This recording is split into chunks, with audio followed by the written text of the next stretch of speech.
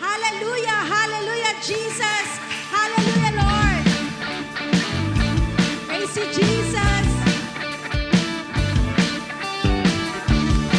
Glory to you, Lord! Pagpuri, pagsamba, nanging sa'yo lamang. Diyos na makapangyarihan, magpakailanman. Ang pag-ibig mo'y sapat sa kanino man.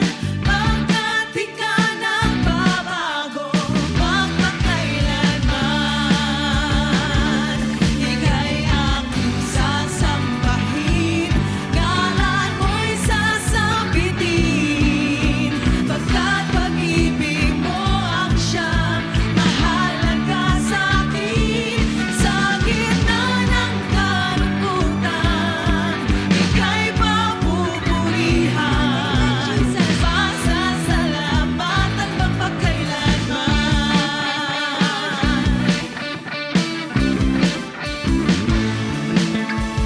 Pagpupuri, pagsamba, tanging sa'yo lamang. Diyos na makapangyarihan, magpakailanman. Ang pag-ibig mo'y sapat sa kanino man.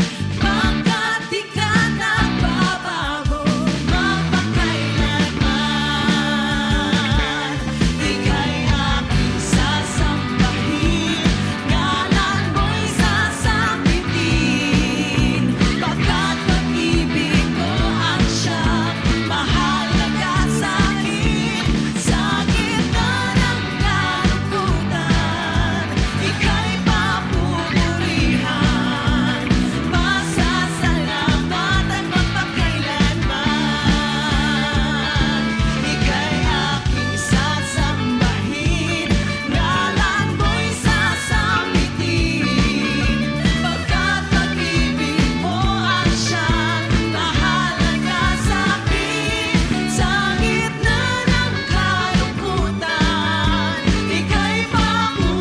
papupurihan. Pasasalamatan magpakailanman. Ika'y aking sasambahin, ngalan mo'y sasambitin. Pagkat pag-ibig mo ang siyang mahalaga sa'kin. Sa gitna ng kalungkutan, ika'y papupurihan. Pasasalamatan magpakailanman. Ika'y aking sasambahin, ngalan mo'y sasabitin. Pagkat pag-ibig mo ang siyang mahalaga sa'kin. Sa gitna ng kalungkutan, ika'y papupurihan. Pasasalamatan magpakailanman. Ika'y aking sasambahin, ngalan mo'y sasabitin. Pagkat pag-ibig mo ang siyang mahalaga sa'kin. Sa gitna ng kalungkutan, ika'y papupurihan. Pasasalamatan magpakailanman. Pasasalamatan magpakailanman. Pasasalamatan magpakailanman. Isang mapagpalang gabi po sa ating lahat. Dumating na naman po ang araw ng Miyerkules. Ito yung araw na itinakda sa atin ng ating Panginoon para sama-sama tayong magpuri at magpasalamat para sa ating Panginoong Jesucristo. Huwag po nating sayangin ang pagkakataon na ito. I-share po natin ang gawain na ito sa ating mga kaibigan, sa ating mga kamag-anak, at sa lahat po ng ating mga kakilala para po mas marami ang makapanood, makapakinig, at mapagpala ng ating Panginoong Jesucristo. Sige po, sama-sama na tayong magpuri sa ating Panginoong Jesucristo. Hallelujah! Hallelujah! Purihin natin Hallelujah! siya.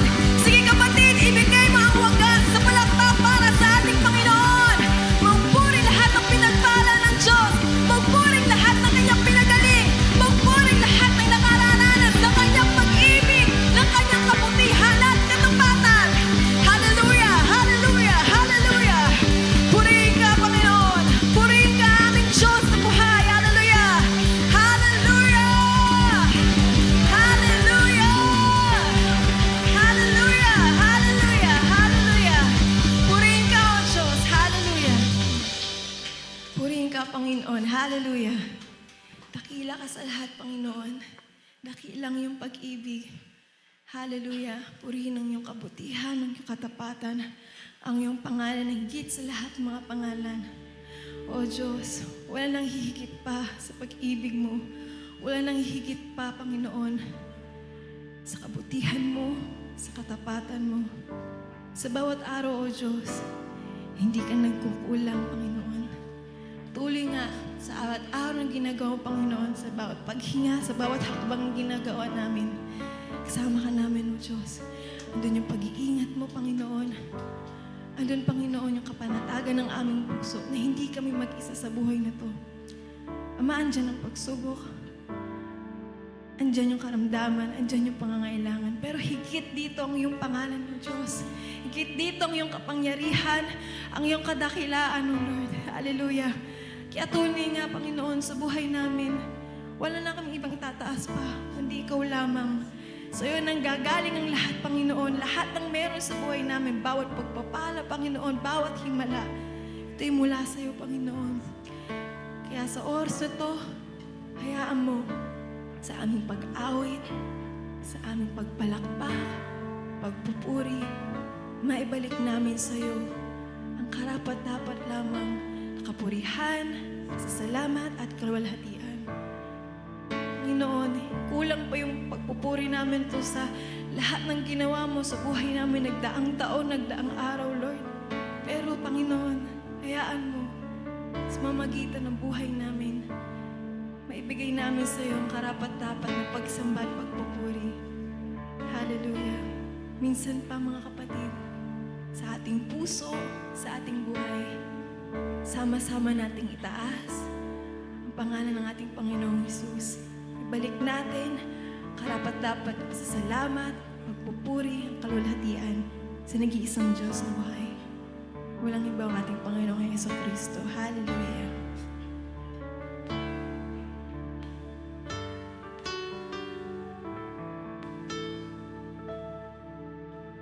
Noon, ngayon, at magpakailanman, di ka nagbabago, O Panginoon. Ikaw lamang ang papupurihan at aawitan, magpakailanman, Panginoong Jesus. Sa'yo lang ang papurit, magsampay, alay.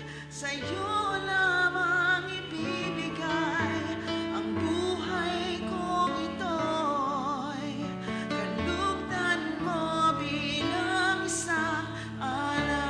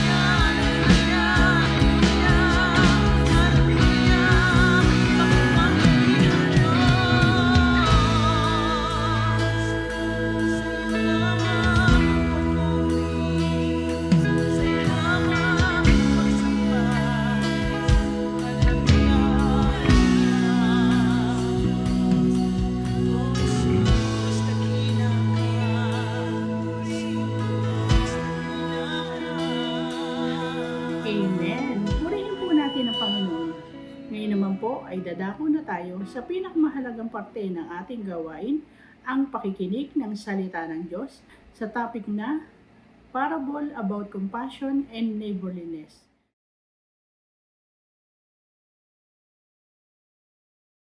Mapagpalang araw po mga kapatid, naway natili po tayong ligtas kasama ng mga mahal po natin sa buhay. Sa pagpapatuloy po ng ating serye, Parables about Compassion and Neighborliness, ang magiging topic po natin sa araw po na ito, The Wedding Feast, God's Invitation to All. Ito po yung mabasa po natin sa Mateo 22, 1-14. So bago po tayo magsimula sa ating pag-aaral, tayo po sama-sama po ng manalangin. Pasalamat po sa ating Ama sa Langit sa pangalan ng ating Panginoon Jesucristo. Lord, Lord, praise you Lord, sa lahat po Ama, sa pagkakataon na binibigay niyo po sa amin, Panginoon, na magkatipon-tipon po kami, Panginoon, sa isang kadahilanan lamang, kayo po'y aming mabigyan ng kapurihan, karangalan.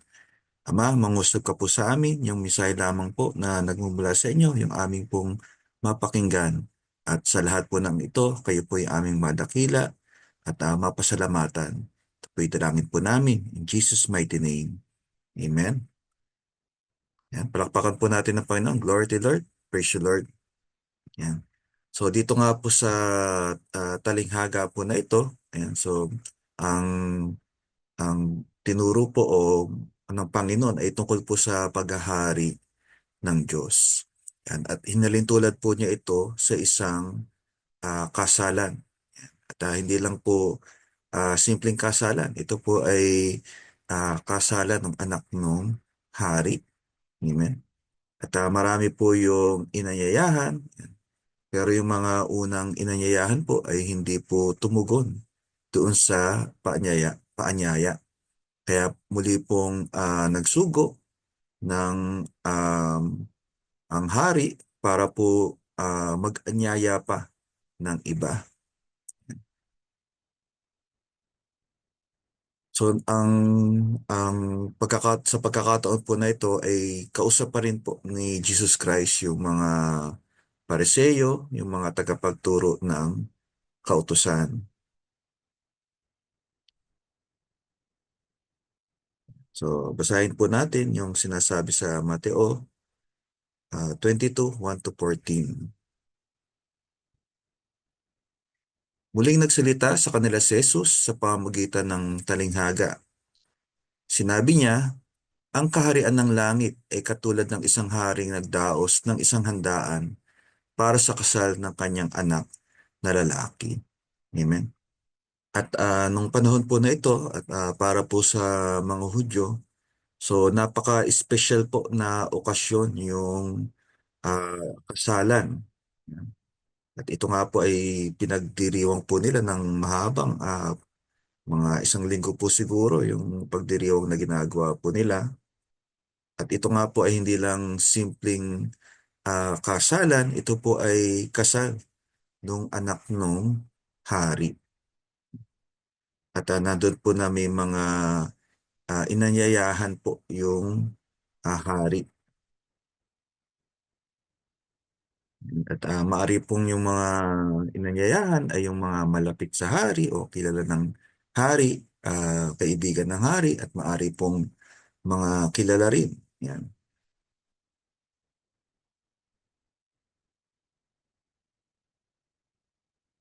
At sabi po rin sa verse 3, isinugo niya ang kanyang mga lingkod upang tawagin ang mga inanyayahan. Yan. Ngunit ayaw nilang dumalo. Yan. So ano po yung dahilan bakit ayaw dumalo? Yan. So yung pong mga inanyayahan, maaari pong nandun, abalang-abala sa maraming bagay. Yan. Kaya po sabi sa verse 4, muli siyang nagsugo ng ibang mga lingkod at kanyang pinagbilinan ng ganito. Sabihin ninyo sa mga inanyayahan na nakahanda na ang mga pagkain, kinatay na ang aking mga baka at mga pinatabang guya, at handa na ang lahat. Halina kayo. Yan. So nandun po yung sa kagustuhan po na makasama po doon sa napakahalagang pagdiriwang.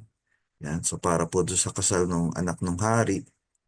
Yan. So, nagsugo po uli ng kanyang mga lingkod, yung hari. Yan. At ang bilin nga, ito yung sabihin na nakahanda na ang lahat. Yan. So, nandun na yung pagkain, yung lahat po ng kailangan para doon sa handaan. Yan. Ngunit hindi ito pinansin ng mga inanyayahan. Sa halip, pumunta sila sa kani-kanilang lakad. May nagpunta sa kanyang bukid at mayroon namang nag-asikaso ng kanyang negosyo. So, yun po pala yung dahilan. So, bakit hindi po um, tumugon doon sa paanyaya o hindi pumunta doon sa handaan yung mga inanyayahan. So, abala. Saan po? Yeah. So, sa kanya-kanyang mga gawain. Yeah. So, yung iba, abala sa kanilang mga negosyo. Yeah. So, sa kanila pong pinagkakakitaan. So, maaring para sa kanila, mas mahalaga yung mga bagay na iyon. At meron din po ng mga inanyayahan. So, hindi lang basta tumanggi o hindi pumunta doon sa handaan. Ano po yung ginawa nila? Sa verse 6, sinunggaban naman ng iba ang mga lingkod, hinamak at pinatay. Yan. So, maaari pong nandun yung paglabastangan. Hindi lang po doon sa mga sinugo ng hari, kundi sa hari rin mismo na nagsugo sa kanila. Yan. At yung iba nga daw po, hindi lang ano yung hinamak, pinatay.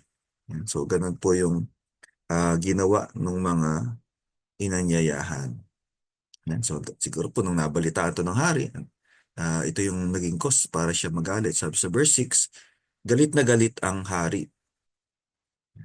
Kaya't pinapunta niya ang kanyang mga kawal upang puksain ang mga mamatay taong iyon at sunugin ang kanilang lungsod. So kasi nga po, yung ginawa po ng mga inanyayahan, hinamak, pinatay yung mga sinugo ng hari. Pagkatapos sinabi niya sa kanyang mga lingkod, nakahanda na ang mga pagkain, ngunit hindi karapat-dapat ang mga inanyayahan. Pumunta kayo sa mga pangunahing lansangan at inyong anyayahan sa kasalan ang lahat ng makita ninyo. Yan. So, kasi sayang, di ba? Nakahanda na po yung para sa kasal. Kaya ano na lang po yung, ano po yung ginawa ng hari. Yan. So, pinapunta yung kanyang mga lingkod. Yan. So, siguro po pang-apat na paanyaya na to. Yan. So, yung una pong paanyaya, yan. So, kung matatandaan po natin, yung mga talagang ano, yung dapat na bisita. Yan. So, yung unang inanyayahan. Yan. Tapos po, hindi po tumugon. So, pinabalik uli yung lingkod at pinapasabi na nakahanda na yung lahat. Yan. Tapos po, ito na naman po. Yan.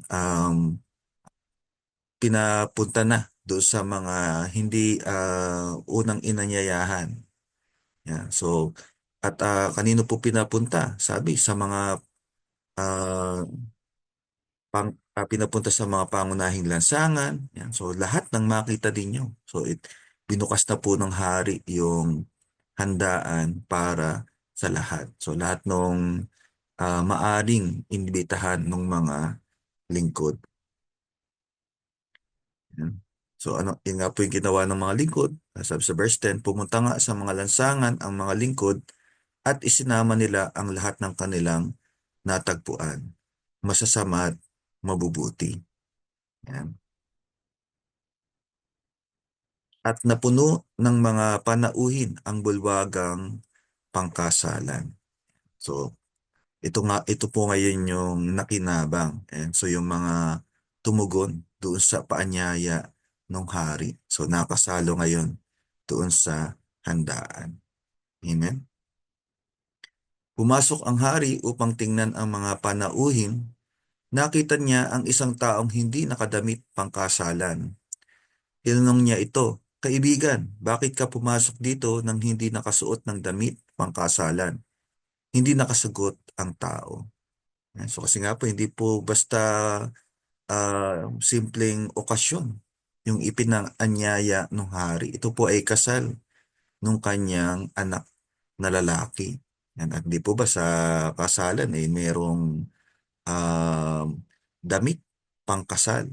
Yan. So merong nararapat na damit o bihis maging yung mga dadalo. Yan. At ito po na nakita nung hari, yung isang taong hindi nakadamit pangkasalan. So ano po na ngayon nangyari sa tao po na ito? Kahit sinabi ng hari sa mga lingkod, talian ninyo ang kanyang kamay at paa at itapon siya sa kadiliman sa labas. Do'y mananangis siya at mangangalit ang kanyang mga ngipin.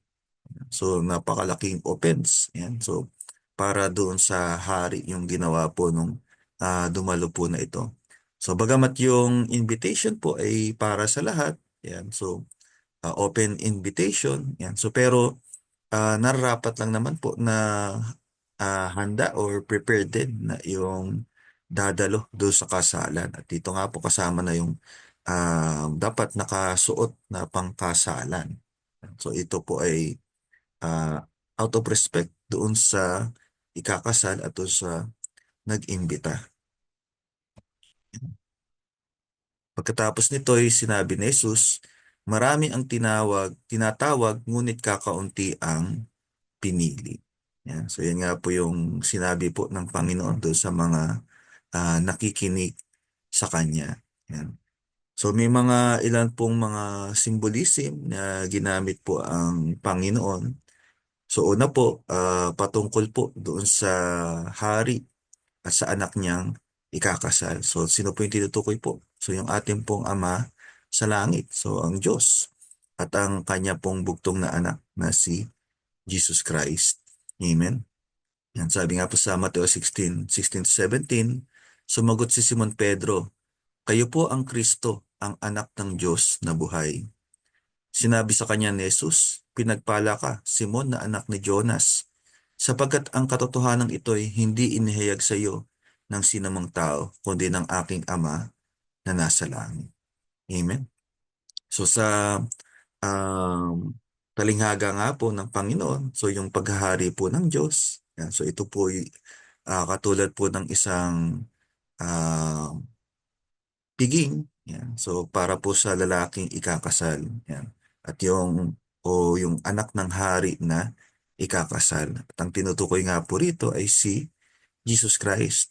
At sino po yung pakakasalan naman niya? So yun po ang iglesia. At pag sinabi po nating iglesia, so hindi po ito istruktura, ito po ay kalipunan ng mga mananampalataya. So lahat po ng tumanggap na nalig kay Kristo, kay Yesu Kristo bilang Panginoon, tagapagligtas, bilang anak ng Diyos na buhay, ito po ang iglesia. Yan. At yung piging, yan, so darating po yung time yan, na ang iglesia ay pakakasalan o ihaharap po ng Panginoon sa Ama. Yan, so tayo pong lahat ng mananampalataya, so ihaharap po tayo ng Panginoon sa ating Ama sa langit. Yan, at kailangan po handa rin po tayo. Yan. At tayo naman po ay hinahanda rin, tinutulungan po tayo ng Panginoon. Yan. At sa kilos nga po ng Banal na Espiritu, na tayo po ay maging mistulang kalarawan ni Jesus Christ. Yan. At ang makita po sa atin ay hindi po yung ating katubihan, kundi yung ginawa ni Kristo para sa atin. Yan, yung pakikipag-isa po natin kay Jesus Christ. Yan. So yung tinutukoy po na hari, yan, so ang ating Ama sa langit at yung anak ng hari na ikakasal ay si Jesus Christ. Yan. At napakahalaga po na kilala po natin sino si Jesus. Sino po ang ating Panginoon. So hindi lang po siya isang mabuting tao, hindi lang po siya isang guro, tagapagturo. Siya po ay anak ng Diyos. Yan. So sabi, ito nga po yung sinabi ni Pedro, kayo po ang Kristo. Ibig sabihin po ng Kristo, tagapagligtas.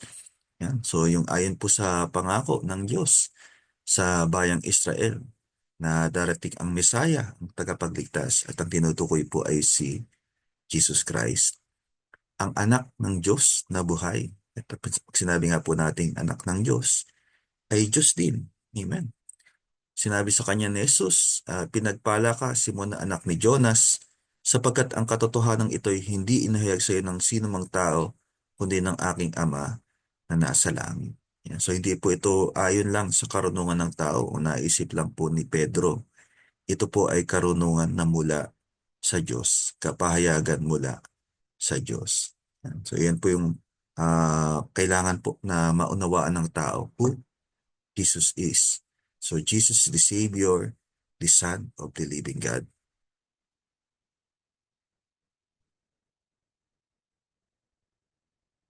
So yung pong ano pa po yung binanggit po doon sa talinghaga. Yan. So meron pong isinugo yung hari. So para po mag-imbita. Yan. So ipaabot yung imbitasyon ah, para parating pumunta doon sa mga inanyayahan. So yung mga lingkod, yung sinugo po ng hari.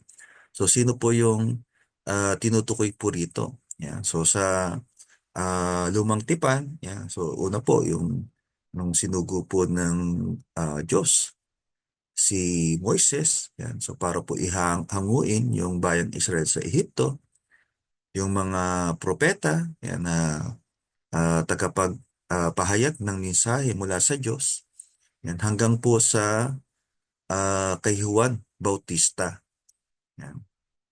So sila po yung mga tinutukoy na lingkod na isinugo ng hari. At ano nga po yung purpose po nila? So imbitahan. So ipahayag po yung paghahari ng Diyos, yung kalooban ng Diyos. Yan. Sabi po rito sa Mateo 21:32, sapagkat naparito sa inyo si Juan at itinuro ang pagsunod sa kalooban ng Diyos at hindi ninyo siya pinaniwalaan. Ngunit naniwala sa kanya ang mga maniningil ng buwis at ang mga bayarang babae. Nakita ninyo ito, subalit hindi pa rin kayo nagsisit tumalikod sa inyong mga kasalanan at hindi rin kayo naniwala sa kanya. Yan. So hindi po ba yung mga sinugo ng hari? Yan. So yung unang inanyayahan, hindi tumugon. Yan. Hindi po sumunod. Yung nung ni-remind, yan, bumalik sa pangalawang paanyaya, hindi pa rin. Yan. Tapos po nito, um, yung sa uli, sa lahat na. Yan. So, inimbitahan na. So, lahat ng nasa mataong lansangan, yan. So, doon na pinapunta yung mga lingkod. Yan. At yung mga lingkod nga po na yan, so tumutukoy po sa mga isinugo ng hari. Yan. So, sinugo po ng ating Ama sa langit. Yan. So, yung mga propeta, yan. Yung mga tagapagdala ng mabuting balita. Yan. So, sa panahon po ng bagong tipan, yan. So, yung nagpapahayag tungkol kay Jesus Christ. Yan. So, ito na po yung mga isinugo o lingkod. Yan. So, yung tagubili nga po sa mga alagad ni Kristo, mga tagasunod ni Jesus Christ, humayo kayo, gawin yung alagad ko ang lahat ng tao sa lahat ng mga bansa. Turuan nyo sila bautismo niyo sila sa ngalan ng Ama, ng Anak at Espiritu Santo. Turuan niyo sila sa lahat ng ipinag-utos ko sa inyo. At tandaan ninyo, ako'y lagi kasama ninyo hanggang sa katapusan ng panahon. Yan. So patuloy po yung pagsusugo ng Panginoon yan, sa kanyang mga lingkod para ipaabot yung mabuting balita ng kaligtasan. At inaanyayahan po ang lahat na makibahagi doon sa piging na inihahanda po ng ating Ama sa langit. Yan. So yung pong kasal ng Panginoon sa kanyang iglesia. Yan. At sa mga inanyayahan nga po, hindi yung mga unang inibitahan, yan. So yung unang nakarinig nung paanyaya po na ito ay hindi naniwala. Yan. So, at ang Panginoon nga po, sa kanyang pagkakatawang tao, So una ay nangaral doon sa bayang Israel. Yan, ngunit yung mga tagapagturo nga po ng kautusan, yan, so hindi po siya kinilala. Yan. At sino po yung naniwala? So yung mga ang turing ng sanlibutan ay makasalanan. Yan. Yung turing po ng mga tagapagturo ng kautusan ay makasalanan. Sabi po rito, yung mga maniningil ng buwis, mga bayarang babae, sila yung nakinig. Yan. So una dito, yung tinutukoy po rito, yung naniwala, nakinig doon sa pinapahayag po ni Juan Bautista. Yan. At ano pa po yung pagpapakilala to kay Juan Bautista? Yan. Sabi po sa Mateo 23, 34 to 35, yan. Kaya nga magsusugo ako sa inyo ng mga propeta, mga matatalinong tao at mga tagapagturo. Papatayin ninyo ang ilan sa kanila at ang iba'y ipapako sa krus. Ang iba'y hahagupitin ninyo sa inyong mga sinagoga at uusigin sa bayan-bayan. Yan. So yan nga po yung nangyari doon sa mga propeta, sa mga sinugo ng Panginoon. So para po ipahayag yung paghahari ng Diyos. Yan. So dahil po hindi lahat nung nakapakinig ay naniwala, tumanggap, sa halip nga po yung iba, hinamak, pinatay yung mga nagdala nung paanyaya na makibahagi doon sa paghahari ng Diyos. Yan. At ano po yung um, nakaamba? Yan. So yung kaparusahan. Yan. So sabi sa Mateo 23:35, kaya nga paparusahan kayo dahil sa pagkamatay ng lahat ng taong pinatay na walang sala, magmula kay Abel hanggang kay Zacarias na anak ni Barakias. Pinaslang ninyo si Zacarias sa pagitan ng templo at ng dambanang sunugan ng mga handog. Yan. So yan po yung nakaamba na kaparusahan. So sa hindi po tumanggap, hindi nanalig, yan. So hindi naniwala doon sa mabuting balita, sa paanyaya po sa paghahari ng Diyos. At ano pa po yung binanggit tungkol po doon sa kasalan. Yan. So meron nga pong piging, yan, no, inihanda yung hari para doon sa kasal ng anak niyang lalaki. Yan. At yung ibig nga po niya ay makasama yung mga tao na makibahagi doon sa piging. At ito po ay ayon sa katuparan ng pangako ng Diyos. Yan. So sabi po sa Isaiah 25:6-9, sa bundok ng Sion, aanyayahan ni Yahweh na makapangyarihan sa lahat, ang lahat ng bansa, para sa isang malaking handaan. Pinakamasasarap na pagkain at alak ang kanyang ipinahanda. Sa bundok ding ito'y papawiin niya ang ulap ng kalungkutang nagahari sa lahat ng bansa. Amen. Lubusan nang pupuksain ng Panginoong Yahweh ang kamatayan at papahirin ang mga luha sa kanilang mga mata. Aalisin niya sa kahihiyan ang kanyang bayan. Sasabihin ng lahat sa araw na iyon, siya ang hinihintay nating Diyos na sa ating magliligtas. Siya si Yahweh na ating inaasahan. Magalak tayo at magdiwang sapagkat tayo'y kanyang iniligtas. Amen. So yan po yung napakalaking piging o yung inihahanda po sa atin ng Panginoon. So wala na po yung sakit, yung pagdurusa, yung luha at kamatayan. Amen. At yung pong inihanda po sa atin. So ayon po sa salita ng Diyos ay hindi pa naabot nung akala po natin. So kung meron man po tayo na nai-enjoy dito po sa mundo, sa buhay po na ito, higit po dyan yung inihahanda po sa atin ng Panginoon. Amen. At ang totoo po kasama na yung mga na-enjoy po natin ngayon. Yan, nung tayo po ay tumanggap na nalik kay Kristo, kasama po yan doon sa katuparan ng pangako ng Diyos. So pero meron pa, higit pa doon sa mga naranasan po natin ngayon, yung inihanda po ng ating Ama sa langit. Amen. At may tuturing nga po na parang isang malaking piging na nandun po, kapiling po natin ang Panginoon at ang ating Ama magpakailanman.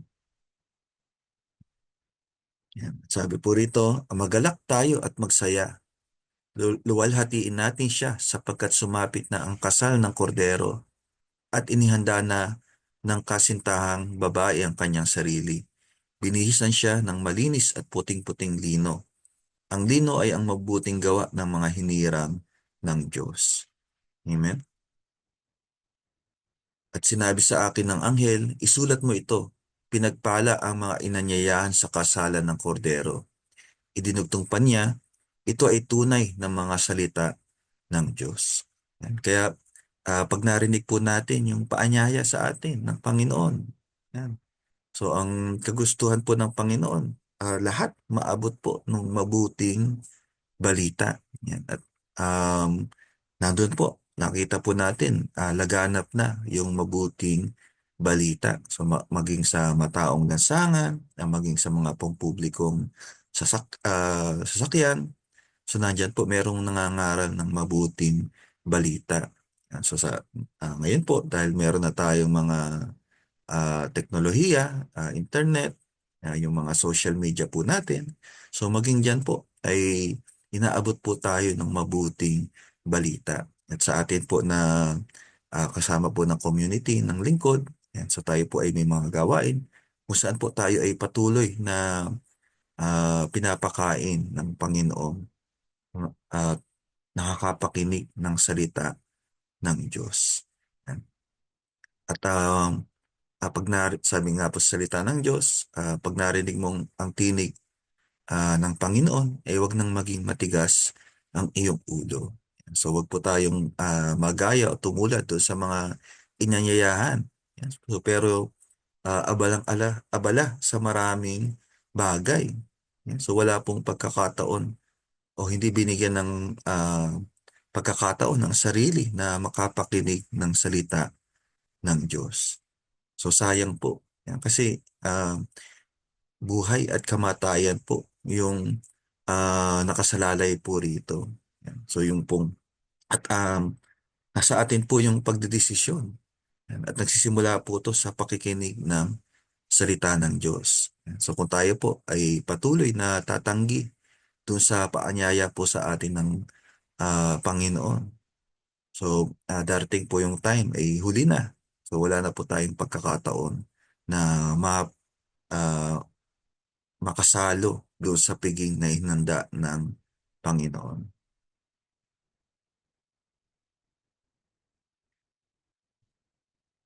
So yung una pong paanyaya na binanggit po doon sa talinghaga. So ito nga po yung unang paanyaya ng Diyos. Nauna po na pinaubot po niya sa kanyang bayang hinirang, sa bayang Israel. Yan, nung sinugo po niya si Moises. Yan. So nung nangusap po ang Diyos kay Moises sa bundok ng Sinai, so may pinaubot po siya sa bayang Israel. At dito po binigay yung unang tipan, yung pakikipagtipan. At sabi po yan sa Exodo 19:5-6, kung susundin ninyo ako at magiging tapat sa aking kasunduan, kayo ang magiging bayang hinirang. Ang buong daigdig ay akin, ngunit ngunit kayo'y aking itatangi. Kayo'y gagawin kong isang kaharian ng mga pari at isang bansang banal. Iyan ang sabihin mo sa mga Israelita. Yan. So sila po yung unang tumanggap ng mga pangako. Yan. At paanyaya na sa piging ng Panginoon.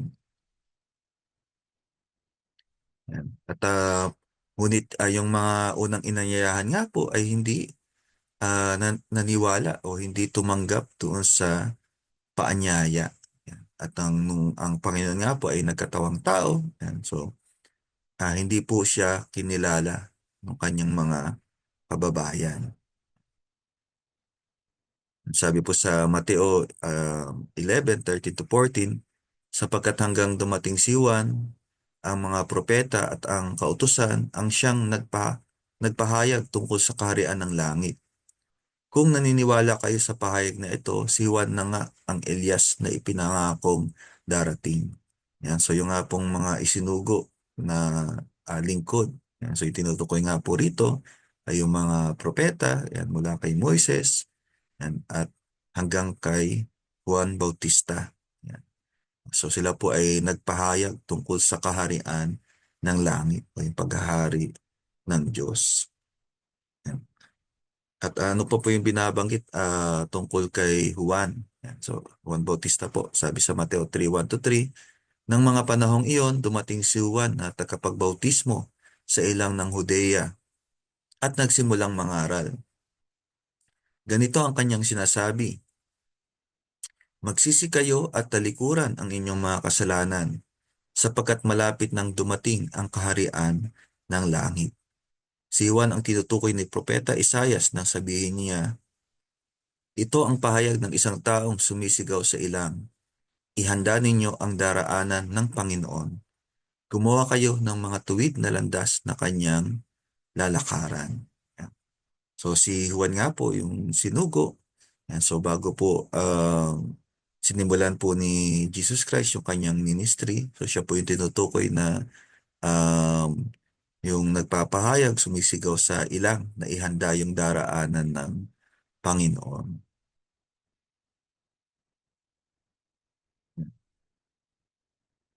At yun nga pong pag-iimbita. So hindi lang po minsan yung ginawang pag-iimbita. So after po nung ang Israel, so inimbitahan, inyayahan.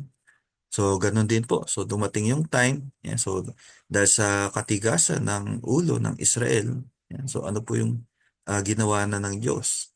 So inimbitahan. So ipinahayag po ng Diyos na yung kaligtasan ay para sa lahat. So para mangimbulo. Yung bayang Israel sa mga hintil. So ipinahayag din po sila sa kanila yung paghahari ng Diyos. Yan. At tayo po, ayan, so mapapalad po tayo na naabot din ng mabuting balitang ito. Na bagamat hindi po tayo original na kabilang sa bayang pinili, hinirang ng Diyos, hindi po tayo mga Israelita, ngunit dahil po sa kagandahang loob ng Diyos sa atin, tayo rin po ay naabot ng mabuting balita. Yan. At ito po, ang pinapahayag ay kaligtasan ayon sa kagandahang loob ng Diyos. Yan. Sabi sa Roma 1:16-17, hindi ko ikinahihiya ang magandang balita sapagkat ito ang kapangyarihan ng Diyos para sa kaligtasan ng bawat sumasampalataya. Unay sa mga Hudyo at gayon din sa mga Grego. Yan. So tinutukoy po rito, yung kaligtasan, ino-offer na ng Diyos para sa lahat. So maging Hudyo o Hentil o yung mga, sabi po rito Grego o yung mga Hentil. So kasama na po tayo rito sa Pilipinas yan, at sa iba't ibang dako pa ng mundo. Yan. So ipinaabot yung paanyaya ng Diyos yan, na makasalo sa piging ng Panginoon. Sabi sa 17, sapagkat sa magandang balita ay ipinapakita kung paano itinutuwid ng Diyos ang kaugnayan ng tao sa Kanya. Yan. At sa mabuting balita nga po na ating napakinggan, so salvation is by grace, so not by works. At yung pong kaligtasan, ang kailangan ay sumampalataya ka kay Jesus Christ. Amen. Kasi yung pong kabayaran sa kasalanan ay binayaran ng lahat ng buong buo ng ating Panginoon. So ang kailangan lang ay ating tanggapin yung pagpapawalang sala na kaloob ng Diyos. Amen. So ito po imbitasyon para sa lahat. So hindi na lang po para sa bayang Israel. Ito ay sa pamamagitan ng pananampalataya buhat sa simula hanggang sa wakas. Tulad ng sinasabi sa kasulatan, ang itinuring ng Diyos na matuwid sa pamamagitan ng pananampalataya ay mabubuhay. Amen. So ito po yung pinili ng Diyos para mapawalang sala ang tao, para maging mainam yung ugnayan ng tao sa Diyos.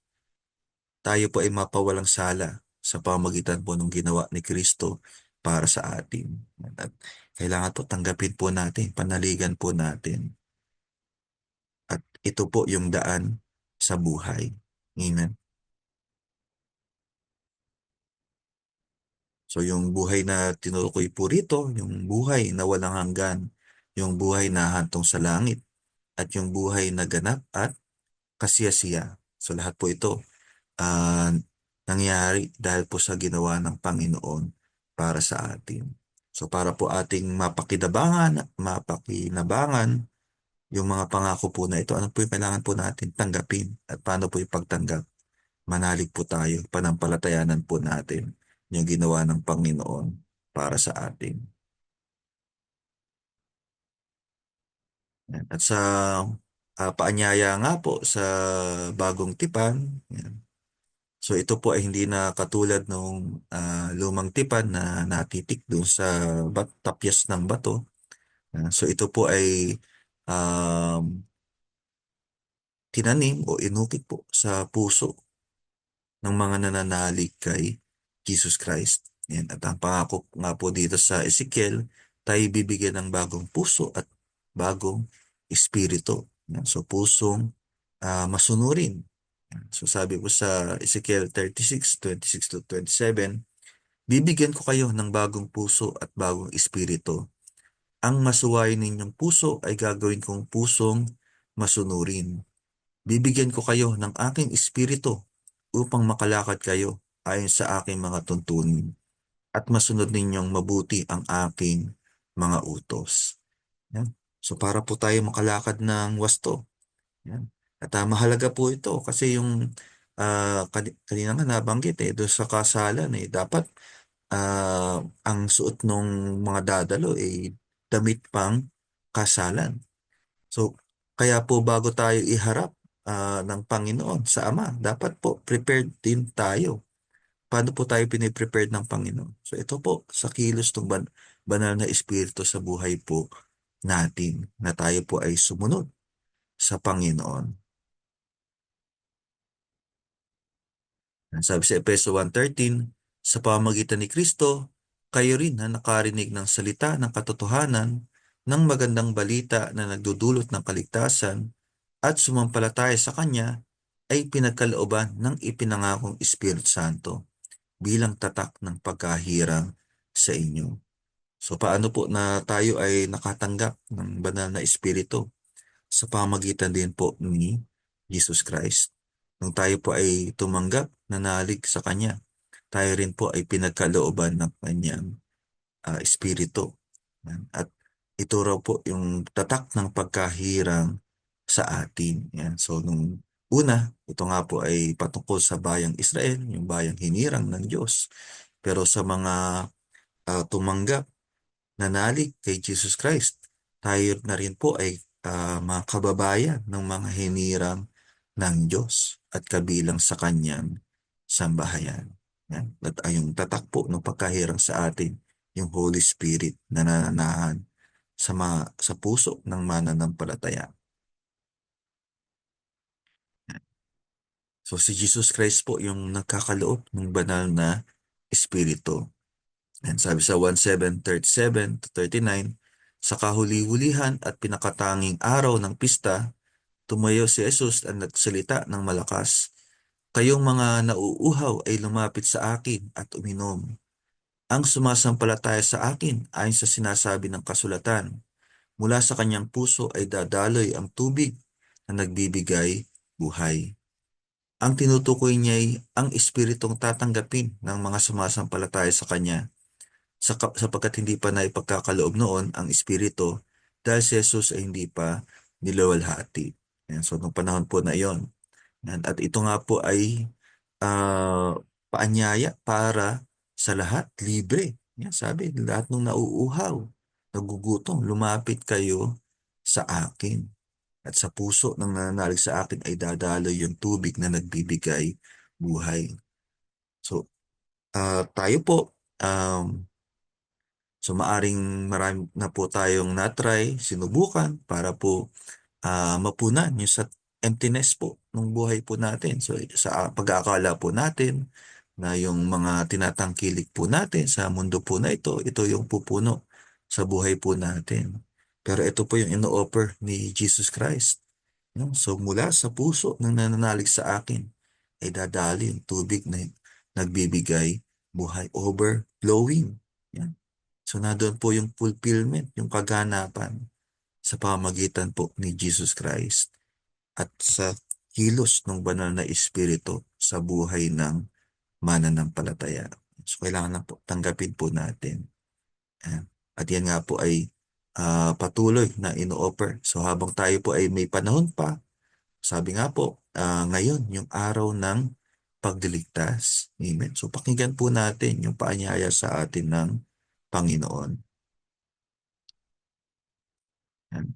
So, at meron pong pangyayari na nabanggit po dito sa Bible. So, paano na yung pong nanalig sa Kanya. Ayan. So, ano po yung halimbawa po na ito. So, halimbawa po dito sa Mateo 8:5-13.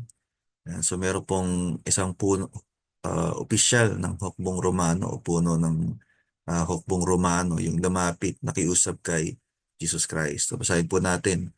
Pagpasok ni Jesus sa Capernaum, lumapit sa kanya ang isang opisyal ng hukbong Romano at nakiusap, Ginoo, ang aking katulong ay naparalisado. Siya po'y nakaratay sa bahay at lubhang nahihirapan. Sinabi ni Jesus, pupuntahan ko siya at pagagalingin. Ngunit sumagot sa kanya ang opisyal, Ginoo, hindi po ako karapat-dapat na puntahan pa ninyo sa aking bahay. Sabihin lamang po ninyo at gagaling na ang aking katulong. Ako'y nasa ilalim ng mga nakakataas na pinuno at may nasasakupan ding mga kawal. Kapag inutusan ko ang isa, pumunta ka roon, siya'y pumupunta. At ang isa naman, halika. Halika, siya ay lumalapit. Kapag sinabi ko sa aking alipin, gawin mo ito, ginagawa niya iyon. So imagine po, ito po ay hindi po Hudyo. Yan. So hindi po Israelita, pero nandun po pinakitaan ng malaking pananalig sa Panginoon. Yan, na ang sabi ni Jesus Christ, pupuntahan. Pero sabi, wag na, Lord.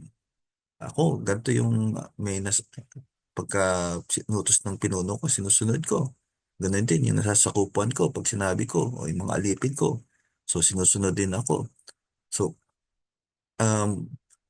parang doon sa punong nung puno ng hukbong ng mga Romano, sinabi kay Jesus Christ na sapat na ipasabi na lang ng Panginoon. At sabi po ng Panginoon, namangha si Jesus nang marinig ito at sinabi niya sa mga taong sumusunod sa kanya, Tandaan ninyo, hindi pa ako nakakita ng ganito kalaking pananampalataya sa buong Israel. Amen. So imagine, si Jesus Christ mismo namangha dun sa pananampalataya ng Romano. Yan. So yung turing nga po ng ay hentil. Yan. So hindi po kabilang sa bayang hinirang ng Diyos. Pero dahil po doon sa laki ng pananalig na maging si Jesus Christ po namangha doon sa pinakita po ng punong ng hukbo ng mga Romano. Yan. At ano po yung nangyari? Yan. Yan. So binanggit po ng Panginoon na kung ano yung naghihintay na pakinabang. Yan. Sabi sa 11, tandaan ninyo, marami ang darating buhat sa silangan at sa kanluran at dudulog sa hapag na kasalo ni na Abraham, Isaac at Jacob sa kaharian ng langit. Yan. So yung pong bayang Israel, kabilang po yan sa sambahayan ni Abraham, Isaac at Jacob. Pero sabi, bukod po sa kanila, merong ding dudulog sa hapag sa kaharian ng langit. Sino po yun? Sabi, manggagaling sa silangan, sa kanluran. So sa lahat ng, ano na po yan? Sa lahat ng lahi na. Yan. So, sino po yun? Yung mga tatanggap mananalig kay Jesus Christ. Sabi sa 12, Ngunit ang mga taong dapat sana'y kasama sa kaharian ay itatapon sa kadiliman. Mananangis sila doon at mangangalit ang kanilang mga ngipin. So natatandaan po natin, di ba, yung sa talinghaga, sa kasalan. So merong yung mga dapat na sanay kasama sa kaharian. Yan. So sa handaan. So pero hindi tumugon. Ano mangyayari? Sabi, itatapon sa kadiliman. Mananangis sila doon at mangangalit ang kanilang mga ngipin. So sayang. At sinabi ni Jesus sa opisyal, umuwi ka na. Mangyayari ang hinihiling mo ayon sa iyong pananampalataya. Sa oras ding iyon ay gumaling ang katulong ng kapitan.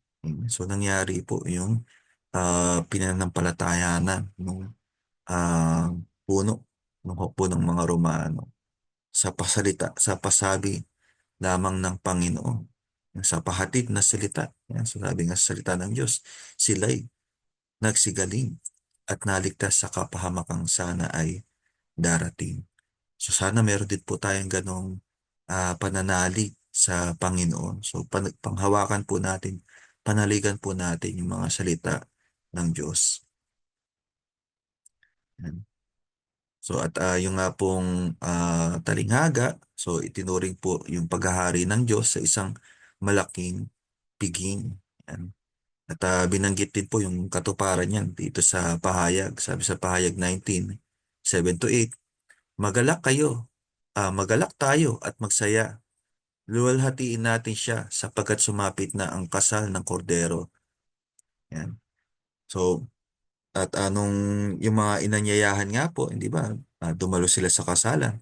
Pero may nakita po yung hari.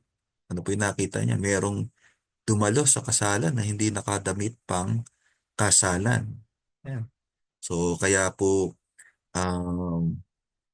pinuna. Yan. So, um, nung hari, yan, at tapos po pinagapos, tapos pinatapon sa labas. Yan, kasi hindi prepared. Yan, so, hindi nakahanda para doon sa kasalan. So, ano po yung tinutukoy po rito na damit or garment? Wedding garment. Yan. So, sabi rito sa verse 8, binihisan siya ng malinis at puting-puting lino. Yan. So, sino po yung tinutukoy dito? Yung kasintahang babae nung ikakasal. Yan. So, at nabanggit nga po natin kanina, yung ikakasal, yung lalaking ikakasal, si Jesus Christ. At yung tinutukoy na kasintahang babae ay yung iglesia o yung mga mananampalataya. Kaya ito pong talinghaga po na ito, actually, para sa atin po na to, mga mananampalataya, yung mga nakapakinig na yan, at dumalo doon sa kasalan eh. Yan. So lamang, hindi pala lahat nung dumalo, handa, merong hindi nakadamit nung pangkasal. Yan. So sino po yung nakahanda? So ito po yung sabi rito na binihisan siya ng malinis at puting-puting lino. Yan. At ano po yung damit pangkasal o yung garment? Ang lino ay ang mabubuting gawa ng mga hinirang ng Diyos. Yan. So, bagamat yung kaligtasan po by grace. Yan. So, manalig ka kay Kristo, ikaw ay ligtas na. Amen. Ngunit, yung pong kaligtasan, may binubunga po ito sa buhay ng mananampalataya. So, tayo nga po ay binabago hanggang maging mistulang kalarawan ni Jesus Christ. Kaya hindi po maaring walang mabago sa buhay mo pag ikaw ay nanalig kay Jesus Christ. Yan. At bagamat hindi po yung mabubuting gawa, yung dahilan bakit po tayo naligtas. So it's only by grace, only through Jesus Christ, yung ginawa ni Kristo para sa atin. Pero tayo po ay hinanda rin sa mabubuting gawa. Yan. So saan po natin mababasa yon?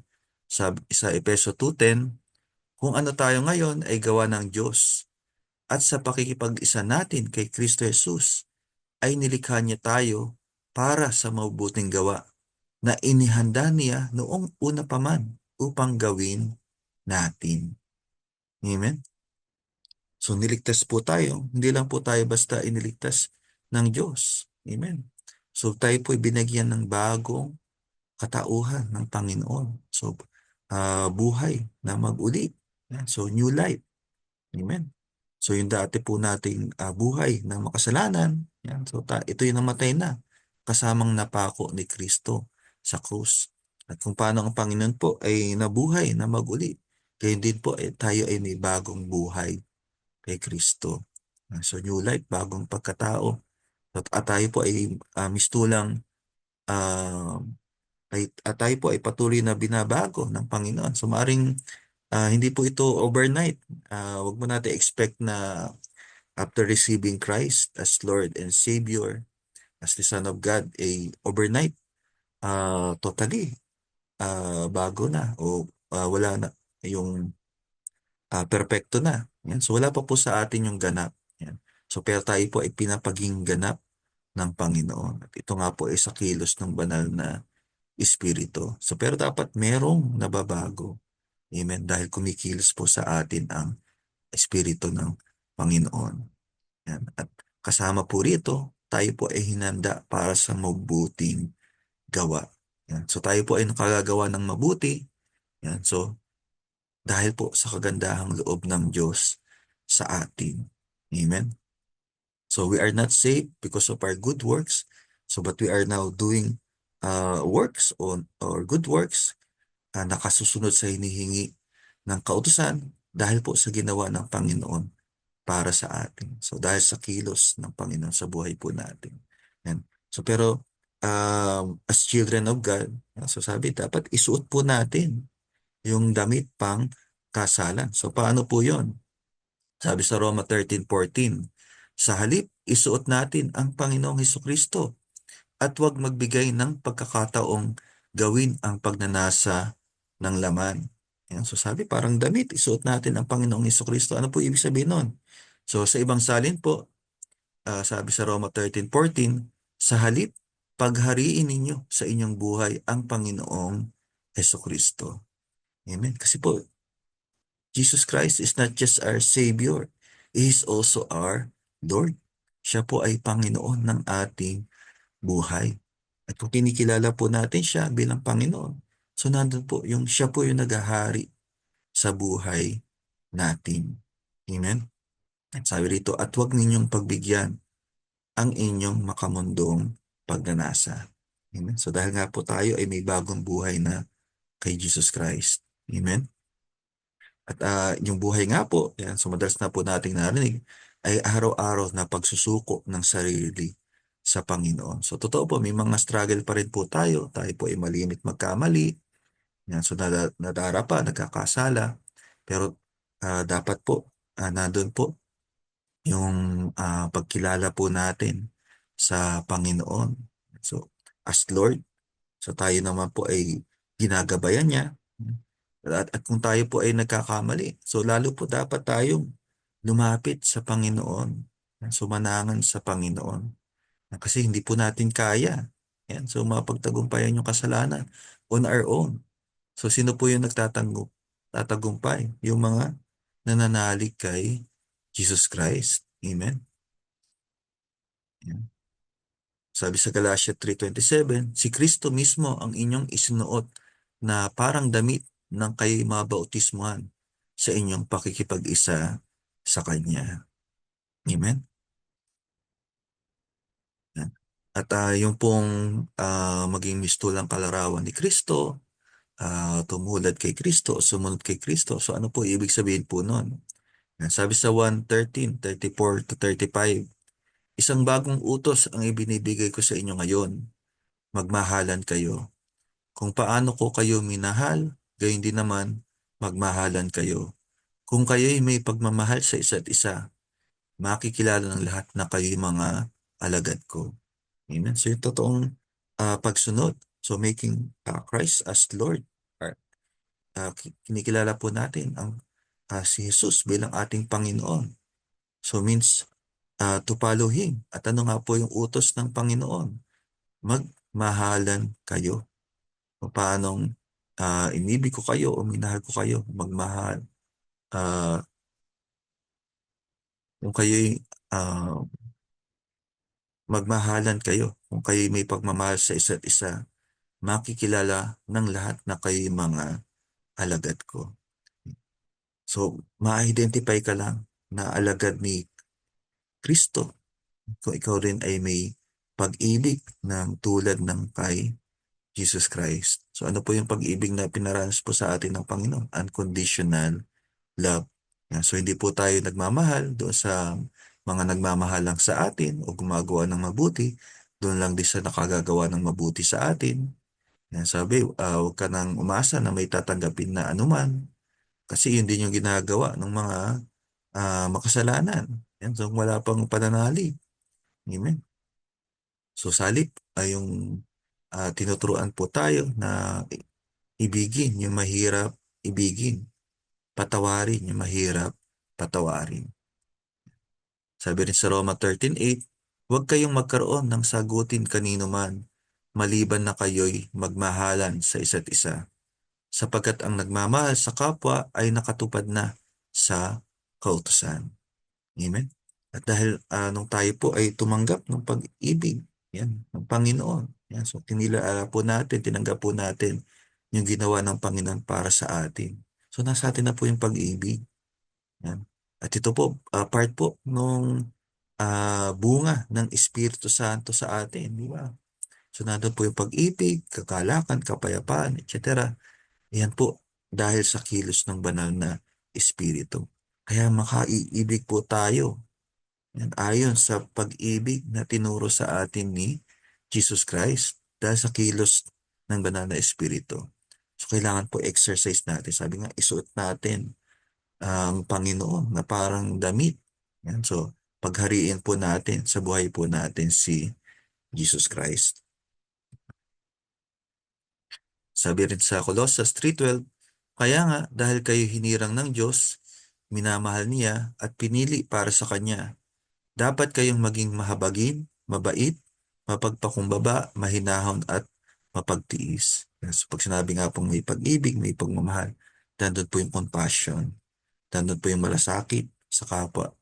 Nandun po yung pagpapakababa, pagpapakumbaba, tulad po ng ginawa ni Jesus Christ.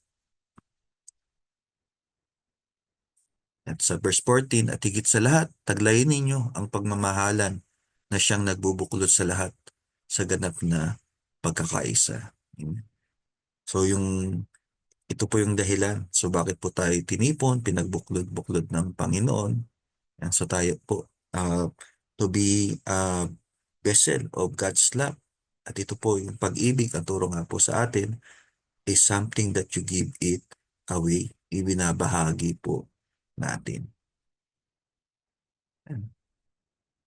So yung being prepared, yan, so for the wedding feast, yan, so yung inihanda po ng ating Ama sa Langit na malaking piging sa kasal po ng kordero sa iglesia. Yan, so dapat po maging handa tayo. At ito nga pong ang talinghaga po na ito about the wedding feast, ito po ay para sa ating mga mananampalataya. So ito rin po yung ipinapahayag, yung binabanggit dito sa pahayag 3:1-6, yung sulat sa iglesia sa Sardis. Sabi, isulat mo sa anghel ng iglesia sa Sardis. Ito ang sinasabi ng nagtataglay ng 7 espiritu ng Diyos at ng 7 bituin. Alam ko ang ginagawa mo. Ang alam ng marami, ikaw ay buhay. Ngunit ang totoo, ikaw ay patay. Kaya't gumising ka, palakasin mo ang nalalabi pa sa iyo upang hindi ito tuluyang mamatay. Sapagkat nakita kong hindi ganap sa paningin ng aking Diyos ang mga nagawa mo. Kaya nga, alalahanin mo ang mga bagay na iyong tinanggap at narinig. Isagawa mo ang mga iyon. Pagsisihan mo talikuran ang iyong kasamaan. Kung hindi kagigising, pupunta ako diyan ng gaya ng isang magnanakaw at hindi mo malalaman ang oras ng aking pagdating. Amen? So yung pong hindi nakadamit ng pangkasalan, ito po yung hindi handa sa pagbabalik ng Panginoon. Amen? So ito rin po yung maaring pinapahayag na siya'y nananiwala, nananalig kay Kristo, ngunit hindi naman ito nakikita sa buhay. Yan. So sabi nga po, makikilala niyo sila sa kanilang mga gawa. Yan. So yung bunga ng pakikipag-isa po natin kay Jesus Christ. Amen?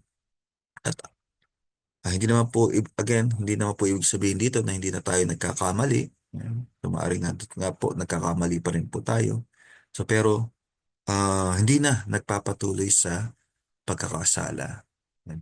And ano yung way? So para po mangyari po ito sa buhay po natin. So manalig kay Jesus Christ, manatili kay Jesus Christ, magsuko ng buhay kay Jesus Christ. At tumalima, sumunod po sa leading sa atin ng Holy Spirit. Sabi pa rin po sa iglesia sa Sardis, ngunit may ilan sa inyo diyan sa Sardis na napanatiling walang dungis ang kanilang damit. Kaya't kasama ko silang maglalakad na nakasuot ng puting damit sapagkat sila'y karapat-dapat. Ang magtatagumpay ay dadamitan ng puti at hindi ko kailanman buburahin sa aklat ng buhay ang kanyang pangalan. Kikilalanin ko siya sa harap ng aking Ama at ng kanyang mga anghel. Ang lahat ng may pandinig ay makinig sa sinasabi ng Espiritu sa mga iglesia. So yung mensahe po na ito ay para sa ating lahat, maging paalala po sa atin. So lahat po, ayan, so yung invitation na makibahagi sa piging ng Panginoon. Ayan. At ito po ay libre. Ayan, so walang bayad. Amen. So sa atin pong yung kaligtasan na tinanggap po natin, ito rin po ay walang bayad. So we are saved by grace. Pag sinabi ka pong kaloob, kagandahang loob, ito'y binibigay sa taong hindi karapat-dapat. So there's no requirement, qualification. Kailangan mo lang manalig ka kay Jesus Christ. Tanggapin mo yung ino-offer ng Panginoon, ginawa ng Panginoon para sa iyo. At kung ikaw po ay mananampalataya na, yan, so ikaw po ay pinagkalooban ng banal na Espiritu. Yan, so para po tayo ay makapamuhay ng wasto. So sa paraan po na kalugod-lugod sa ating Ama sa langit. Kaya po lead po tayo sa Holy Spirit. Yan. So siya po yung ating tagapagturo. Yan. So tagapagpaalala ng lahat ng itinuro ng Panginoon sa atin. So, wag po nating sipayuin yung banal na Espiritu. Ayan. At pagdating po ng panahon, ayan, so meron pong inihanda sa atin ng Panginoon. Ayan. So, paano pa po na masasabi po natin na tayo ay nadarimitan ng puti? Ayan, so sabi ng Panginoon, yung kilalinin ako sa harapan ng mga tao ay kikilala din ko rin sa harapan ng aking Ama sa langit. So, paano po na tayo ay nagpapatotoo tungkol kay Jesus Christ? Yan. At mainam po kung tayo po ay humahayo, nangangaral, nagbabahagi ng mabuting balita. Pero yung the best po na message na may papaabot po natin sa ating kapwa ay yung buhay po natin mismo. Kung paano po tayo ay binago ng Panginoon. Amen.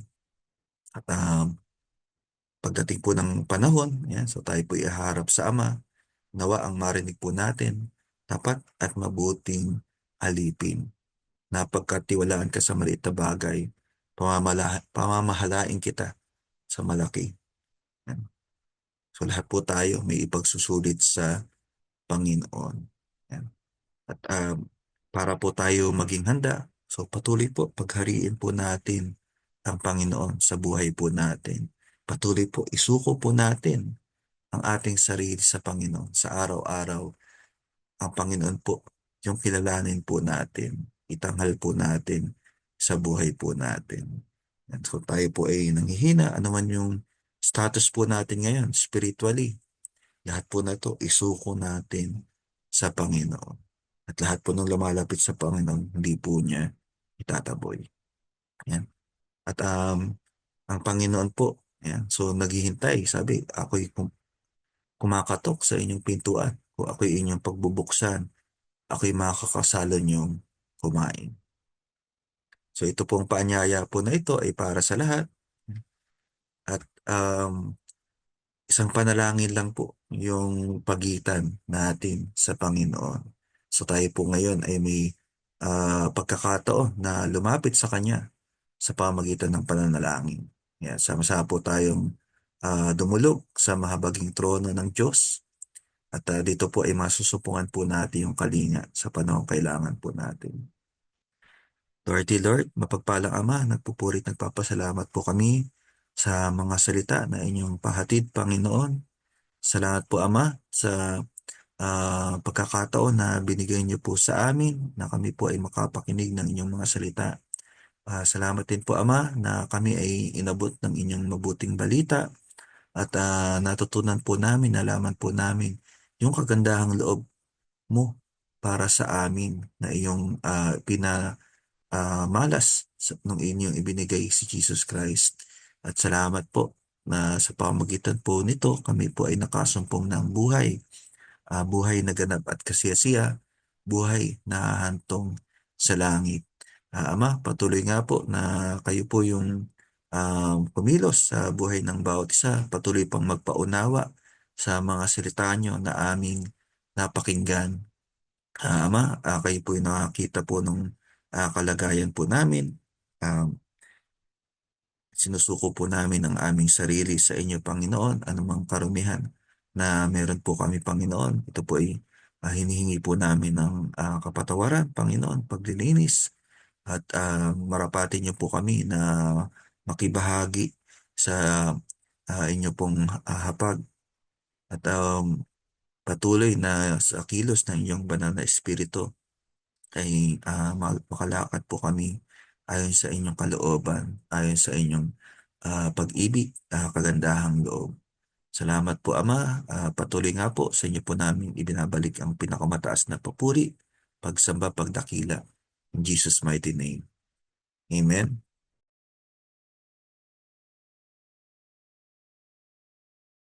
Amen. Thank you, Father. Thank you, Jesus. Thank you, Holy Spirit. Alam ko po na pagpala ang bawat isa sa mga salita ng ating Panginoon. Patuloy pa rin pong nag-iimbita ang ating community sa ating mga ginagawang live streaming, midweek fellowship, every Wednesday, 6 p.m. to 8 p.m., Youth for Jesus Fellowship, every Saturday, 5 p.m. to 6:30 p.m., tang ating Sunday Fellowship, 2 session po, 9 a.m. to 11 a.m. at 2 p.m. to 4 p.m. Patuloy po tayong manabik at mapagpala ng ating Panginoong Hesus Kristo. Sige po, ang tema ng community natin, pastor natin, mahal natin. Ang community natin ng lingkod, mahal natin. Pamilya natin, mahal natin. Dahil una tayong inibig ng Panginoong Hesus, ang kaligtasan ay magpakailanman. Once saved, always saved. All about grace, all about Jesus. At ang tema ng taon, ako para kay Kristo, kasama ng lingkod na hahayo. God bless po sa ating lahat.